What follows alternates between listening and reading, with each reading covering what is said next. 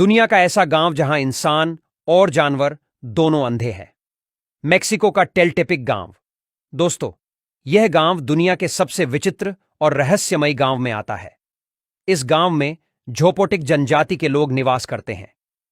ऐसा कहा जाता है कि बच्चे के जन्म होने के बाद वह एकदम ठीक होता है, लेकिन पैदा होने के कुछ समय बाद वह बच्चा अपने आंखों की रोशनी खो देता है।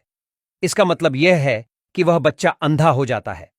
दरअसल, जब भी यहां किसी बच्चे का जन्म होता है तो वह काफी ज्यादा स्वस्थ और सही सलामत होता है, लेकिन कुछ दिन बाद यहां मौजूद सभी लोग अपनी आंखों की रोशनी खो देते हैं।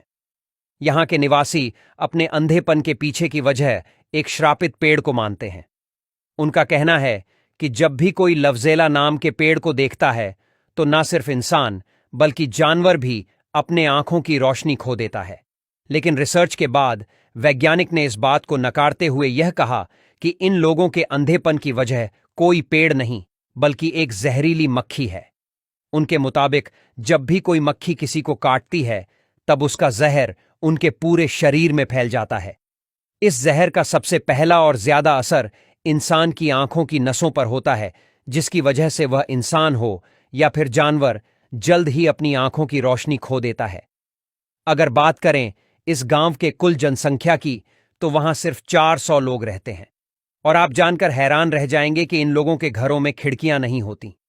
लेकिन ऐसा कहा जाता है कि इस गांव में ऐसे कई लोग भी हैं जिनकी आंखों की रोशनी नहीं गई है, जिस वजह से बाकी लोग भी यहां अच्छे से रह पाते हैं।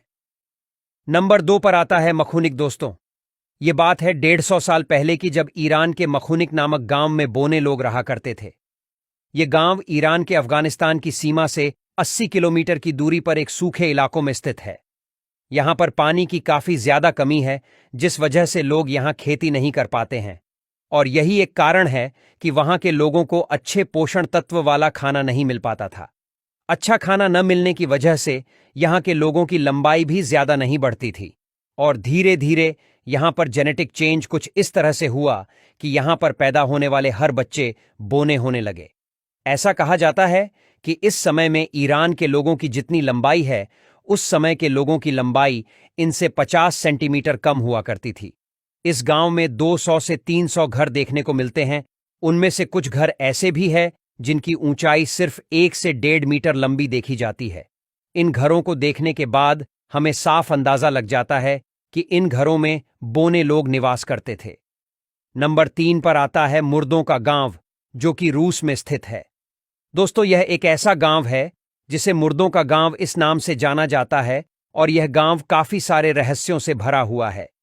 यह गांव रूस के उत्तरी ऑस्ट्रेलिया में दरगाह गांव के किनारे पर मौजूद है। यह इलाका पहाड़ों के बीच छुपा हुआ है और काफी ज्यादा सुनसान है, जिसके चलते यहां पर हर कोई आने से डरता है और आता ही नहीं। यहां पर करीब 100 मकान ऐसे हैं जो कि सफेद पत्थरों द्वारा बनाए गए हैं। इन मकानों में स्थानीय लोगों ने अपने परिजनों के शव दफनाए हैं। इनमें से कुछ मकान तो ऐसे भी हैं जो कि 4 मंजिलें ऊंचे हैं। ऐसा कहा जाता है कि यहां जितने भी कब्रिस्तान हैं, उन्हें 16वीं शताब्दी में बनाया गया था। यहां एक काफी विशाल कब्रिस्तान है। यहां की हर एक इमारत परिवार के एक सदस्य से संबंधित है। इमारत में सिर्फ उसी परिवार के लोगों को दफनाया जाता है। इसके बारे में स्थानीय लोगों के अलग अलग विचार और मान्यताएं हैं। यह लोग ऐसा मानते हैं कि अगर कोई भी इस झोपड़ी या इमारत के अंदर चला जाता है तो कभी भी लौटकर वापस नहीं आ पाता। ऐसा कहा जाता है कि यहां के कब्रों के पास नावें भी रखी जाती है। स्थानीय लोगों के बीच नाव को लेकर भी एक मान्यता है।